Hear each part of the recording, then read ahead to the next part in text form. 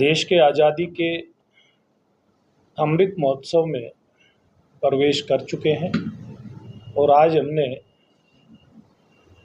आज़ादी का 78वां दिवस मनाया है।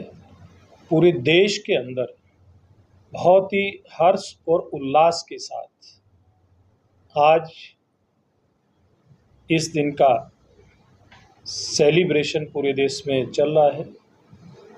इस बहुत ही पवित्र दिवस की मैं सभी देशवासियों को बहुत बहुत बधाई देता हूं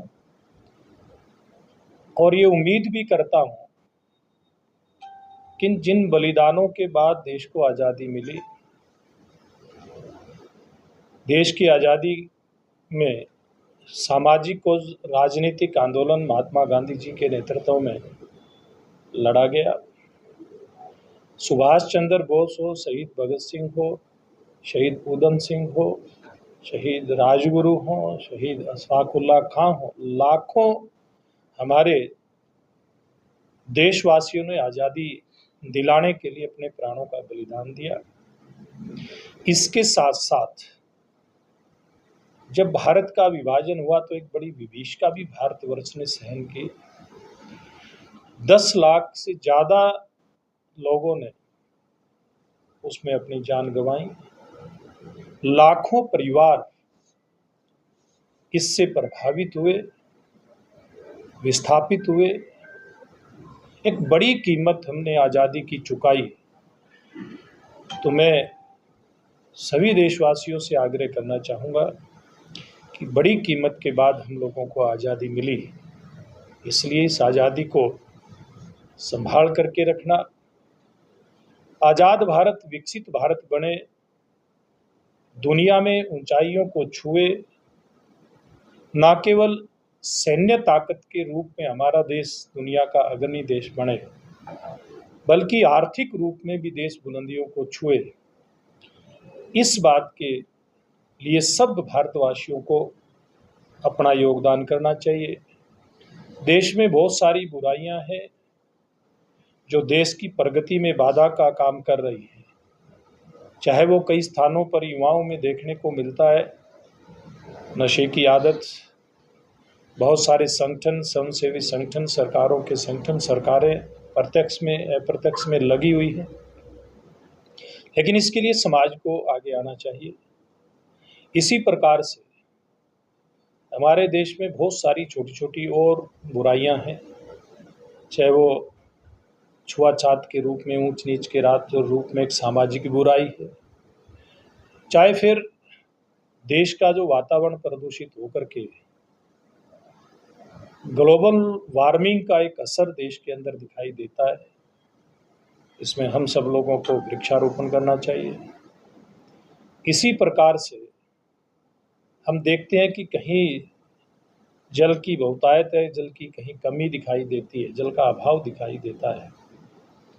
पर्यावरण को भी संतुलित करना है, वृक्षारोपण भी करना है। साथ ही साथ हमारी सरकार ने, जैसे हम लोग अपनी जल, जंगल, जमीन बचाने का एक नारा देते हैं, जमीन और जंगल बचाने के लिए मुहिम शुरू हो चुकी है, उसमें लोग आगे बढ़ चुके हैं।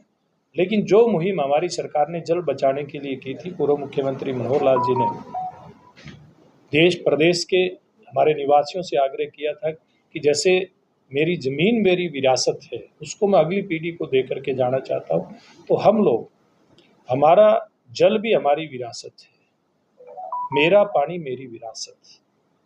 ये योजना पूर्व मुख्यमंत्री जी लेकर के आए और वर्तमान मुख्यमंत्री नायब सैनी जी इन योजनाओं को आगे बढ़ा रहे हैं। तो मैं आपके माध्यम से आग्रह करना चाहूँगा, करबद्ध में प्रार्थना करना चाहूँगा सभी हरियाणवियों से कि इन सभी चुनौतियों को पार पाने के लिए वो इसमें अपना योगदान दें। सर, प्रदेश में विधानसभा चुनाव भी होने हैं, आचार संहिता पर भी लग सकती है, क्या कुछ कहेंगे, किस तरह की तैयारी है? देखिए, भारतीय जनता पार्टी की तैयारी अपने स्तर पे चल रही है। सरकार ने जो केंद्र सरकार हो या हरियाणा की सरकार हो, लगभग 10 साल के अंदर जो जनहित के काम किए हैं। हमारी सरकार ने व्यवस्थाओं के अंदर बड़ा परिवर्तन किया है। हमारी सरकार के दौर में नरेंद्र मोदी जी का जो नारा था, सबका साथ, सबका विकास, सबका विश्वास और सबका प्रयास, इस नारे को सार्थक करने का काम किया है। एक पारदर्शी सरकार तो दी है, एक जवाबदेही सरकार भी हमारी पार्टी ने 10 सालों में हरियाणा प्रदेश के अंदर देने का काम किया है। हमारी सरकार ने हरियाणा प्रदेश में 1,44,000 बेरोजगार नौजवानों को मेरिट के आधार पर रोजगार देने का काम तो किया ही है।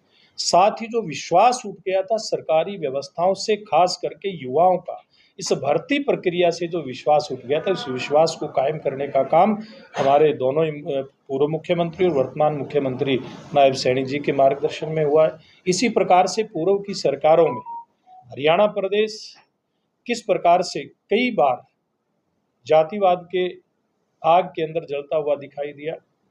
कभी वो मिर्चपुर कांड हमने देखा, कभी हमने गोहाना कांड देखा। इस प्रकार की कोई पुनरावृत्ति इन 10 सालों में इस प्रकार के घटनाक्रम के नाते नहीं हुई है। हमारी सरकार ने, हमारे मुख्यमंत्रियों ने सब जात बरादरियों के, हमारे बंधुओं का, भगिनियों का विश्वास जीतने में सफलता हासिल की है।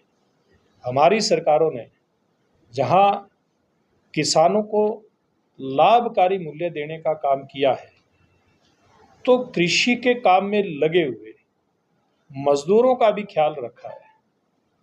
हमारी सरकार ने कोरोना की जो विपरीत परिस्थितियां थी, पूरे देश के अंदर किस प्रकार से हाहाकार मची थी, उसमें मजदूरों का रोजगार उसमें छिन गया था।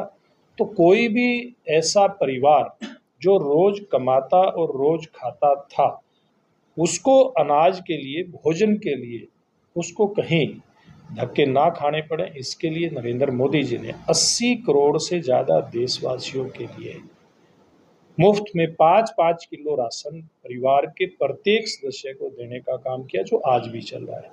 यानी कि ऐसी ऐसी योजनाएं इन 10 सालों में चली। पार्टी के सब कार्यकर्ता, हमारे मुख्यमंत्री, सब विधायक, सांसद इन योजनाओं को लेकर के, कार्यकर्ताओं को साथ लेकर के जनता के बीच में जा रहे हैं। तो दूसरी तरफ हमारा संगठन, हमारे प्रदेश अध्यक्ष के नेतृत्व में इन उपलब्धियों को पहुंचाने के साथ साथ निचले स्तर पे पार्टी कैसे मजबूत हो, बूथ स्तर पर पार्टी कैसे मजबूत हो, इस अभियान को लेकर के चले हुए हैं। सब कार्यकर्ताओं ने इसके अंदर अपना योगदान देना शुरू किया हुआ। मैं समझता हूँ कि हम अपनी उपलब्धियों को लेकर के, विपक्ष ने जो 10 साल के अंदर किया, पिछले 10 साल में हुड्डा साहब के नेतृत्व में, जनता के सामने रखते हुए हम चुनाव में जाएंगे। हुड्डा साहब हिसाब मांगे या हुड्डा साहब किससे हिसाब मांगे? और हुड्डा साहब का हिसाब जनता ने 10 साल पहले ले लिया था। जनता ने हिसाब लिया था कि मिर्चपुर कांड कैसे होता है, जनता ने हिसाब लिया था गोहाना कांड कैसे होता है, युवाओं ने हिसाब लिया था कि नौकरियां कैसे छीनी जाती हैं। हुड्डा सरकार में जो नौकरियां छीनी जाती थी या पैसे में खरीदी जाती थी, जनता ने उस बात का हिसाब लेने का काम 10 साल पहले किया। हम जनता के बीच में जब भी कोई चुनाव होता है, हमारे सब पार्टी के पदाधिकारी, हमारे चुने हुए प्रतिनिधि जनता के बीच में जाते हैं और जनता को हिसाब हम लोग देते हैं। और जनता इस बात का भी हिसाब मांगती है, और जनता में से किसान वर्ग इस बात का हिसाब मांगता है कि हुड्डा साहब, आपकी सरकार के अंदर 2-2, 4-4 रुपए के मुआवजे के चेक मिलते थे और भारतीय जनता पार्टी ने अधिकतम मुआवजा 12,000 रुपये किया, 25-25 हज़ार रुपये हमारी सरकार ने किसान को फसल बीमा योजना के चलते दिया।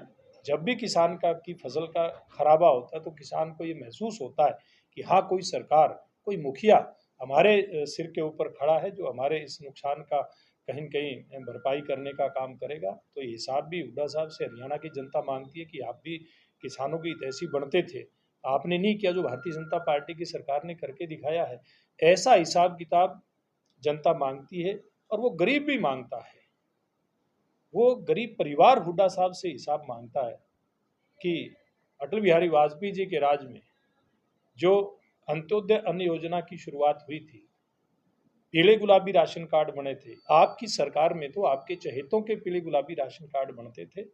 लोगों को, जो गरीब आदमी को, आम जन को सुख सुविधाएं जो सरकार की तरफ से मिलनी चाहिए थी, उसमें तो आपके लोग कैंची मारते थे।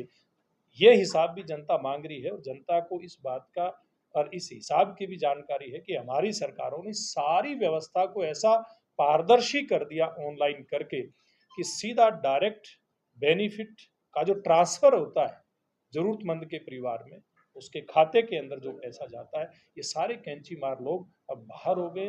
बिचौलियों से हरियाणा की जनता ने मुक्ति पाई है। तो ये हिसाब किताब हुड्डा साहब से भी मांग लिया था और हम जनता को हिसाब किताब दें। हुड्डा साहब को कोई अधिकार नहीं हिसाब किताब मांगने का। एक आप कह रहे हो कि शहर में भ्रष्टाचार नहीं है, भ्रष्टाचार खत्म सरकार है, यहाँ सड़कें बनती है महीने बाद धस जाती है और जो माल आ रहा है वो हल्का आ रहा है, तो आप क्या कहोगे? बिल्कुल, मैं इस बात में कहना चाहूँगा कि नागरिकों को जागरूक होना पड़ेगा।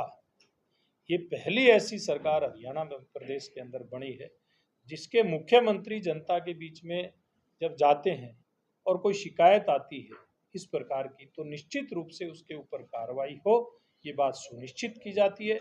भ्रष्टाचार के प्रति जीरो टॉलरेंस इसी सरकार ने लेकर के चली है। आप लोगों ने देखा है कि जिस प्रकार के बड़े बड़े भ्रष्टाचार के मामलों में राजनीतिक दलों के सर्वोच्च परिवारों के नाम आते थे, प्रधानमंत्रियों के परिवारों के नाम आते थे, सीधे सीधे देश को रिमोट से चलाने वाले परिवारों के नाम, प्रदेश को सीधे सीधे चलाने वाले परिवारों के नाम, मुखियाओं के नाम भ्रष्टाचार के अंदर आते थे, उनके ऊपर मुकदमे चल रहे हैं।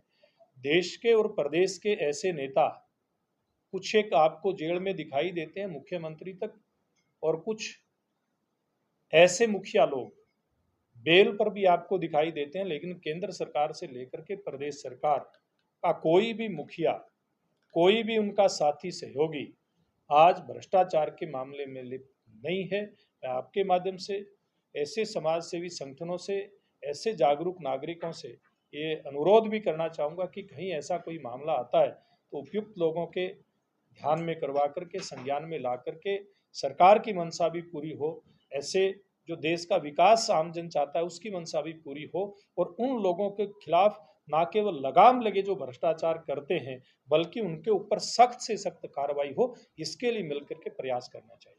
रावत जी, अपने इलेक्शन जो है वो आप 90 की 90 सीटों पे बीजेपी की टिकट लड़ेगी या? देखिए, भारतीय जनता पार्टी के हमारे नेतृत्व ने स्पष्ट कर दिया है कि हम अकेले चुनाव के अंदर जाएंगे। हमारे साथ जो अब हमारा जो साथी सहयोगी है, केवल उसी को साथ लेकर के भारतीय जनता पार्टी चुनावी मैदान के अंदर जाने वाली है। हरियाणा में बहुत से कर्मचारी धरने पर बैठे हैं, जिसकी वजह से आम पब्लिक को बहुत परेशानी होती है।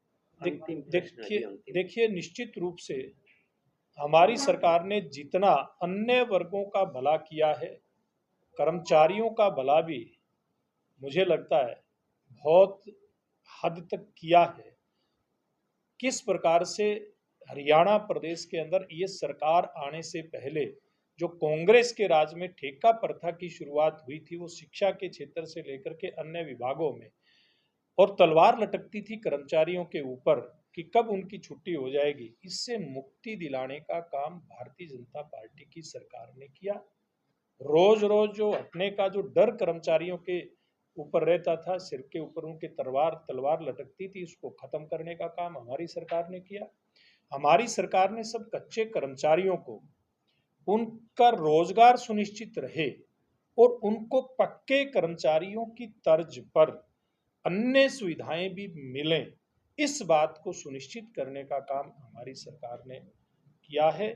और पारदर्शी तरीके से तो नौकरी पक्के कर्मचारियों को दी ही है हमारी सरकार ने, और पदोन्नति में भी हमारी सरकार ने व्यवस्था को दुरुस्त किया है। इसी प्रकार से हमारी सरकार ने कर्मचारियों की जो तबादला नीति थी, आप देखते थे कि कोई अध्यापक अपनी बदली करवा करके कहीं से चंडीगढ़ से आता था कोई नया स्थान लेकर के, और घर आने से पहले उसको एक मैसेज मिलता था कि नहीं, आपकी बदली तो वापस कहीं दूसरे स्थान पर हो गई है। ये बदली की और बदले की जो सरकार पूर्व में चलती थी, इस सारी व्यवस्था को खत्म करके हमारी सरकार ने पारदर्शी व्यवस्था लागू की है और ट्रांसफर पॉलिसी लागू करके एक व्यवस्था में बहुत गुणात्मक सुधार करने का काम हमारी सरकार ने किया है। सर, मेरा सवाल ये था, जैसे एनएचएम कर्मचारी धरने पे बैठे हैं, देखिए, नेशनल हेल्थ मिशन का मामला है, इसमें कर्मचारी भी समझे और आप भी समझे। धन्यवाद।